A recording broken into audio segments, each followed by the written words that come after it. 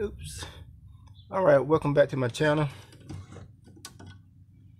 Today I'm wiring up a sub panel, and the concept is to wire it up for 120 power using 15 amp breakers, but I'm only pushing 3000 watts of solar through here. And just to give me allows me to have breakers on my circuits around the shop and my lights. So I already got the box installed. I got my conduit installed, and I got my wiring here. But one thing I'm doing that you should not do is, if you hear that fan, that's my power inverter going off and on, cycling off and on. This wire here is a Romex type wire with the sheathing. Okay, the wire itself has a coating on it, and then it's in this. I also have a plastic sheathing with a paper insulation in it. Now, you should not run this through any type of conduit.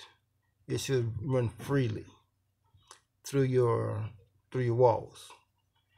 But what I'm doing is I'm sort of breaking the rules, because I'm not running 220 or 110 power through here. I'm just running 3000 watts of solar through here, and I'm running it a short distance, less than 2.5 feet, and this here up here is less than 2 feet going up here. Then it's going to be free flowing. It's just to give it some neatness and control, so I can identify stuff. But do not run this and make long run home runs and conduit with this stuff, because it'll heat up and it could cause a fire. So, and that's what I'm telling you, do not do that. Do not do what I do. Mine is solar. If you're doing 220, 120 electrical, just let it run freely through the walls. It's already insulated and protected. It doesn't need conduit, because conduit will cause it to overheat. So with that said, my fan keeps coming on. I got probably about a 2-foot run inside of a PVC conduit, well, gray, that indicates electrical. The gray conduit is for electrical, and these are very short runs, so I ain't worried about no heat buildup. Plus it's for solar, and so there's no high voltage coming, no extremely high voltage coming through here. So I'm gonna wire this up.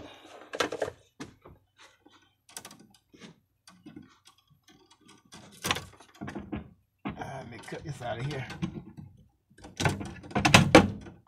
Okay. And cut this out of here. Now these sub panels they're designed for 120 and 220 volts. It depends on how you hook it up. It got 2 lugs here. It's got a lug here. I don't know if you can see the lug. There's a lug over here, and there's a lug here.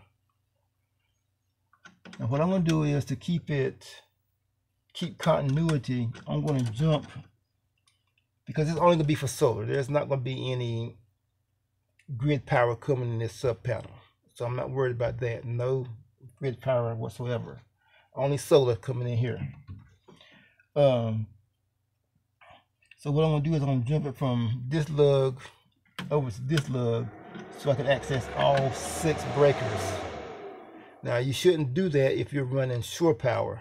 You should just run either 120 or the 220 volts.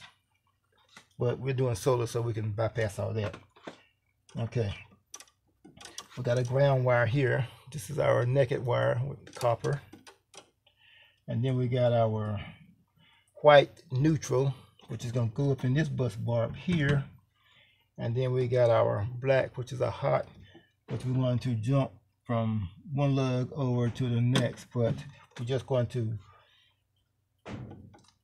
cut a little section out here so some bare wire be showing. I might burn that with a lighter and split it so that we can have a copper connection to go through this lug here, and then we're going to keep the sheathing on it and strip the end and run it over here to protect the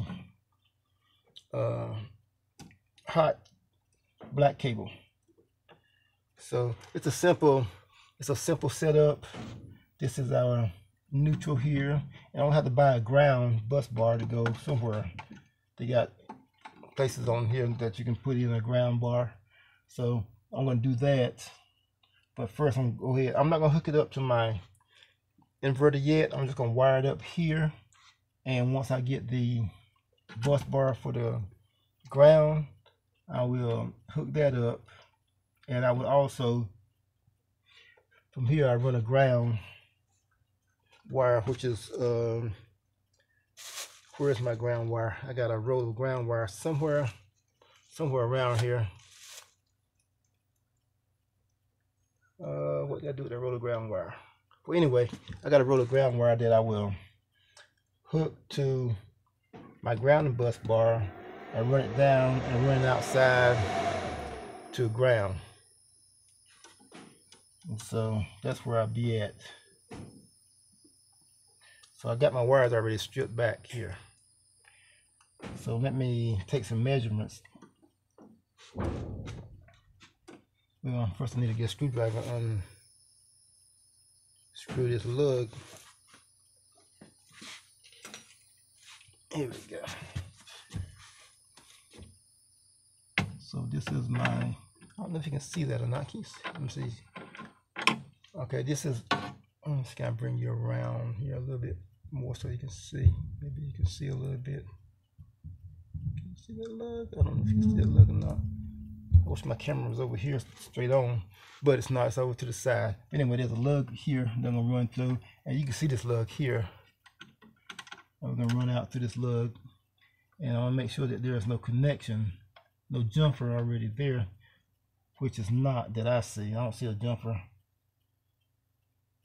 So there are split circuits.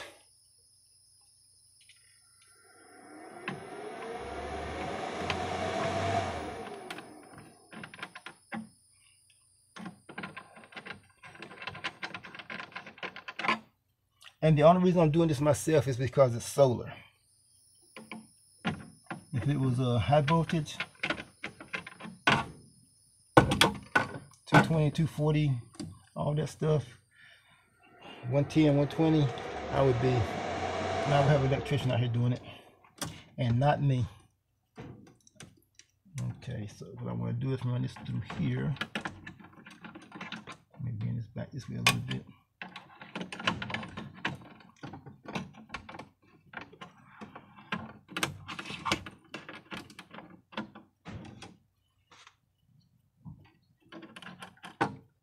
So we got enough to jump over there.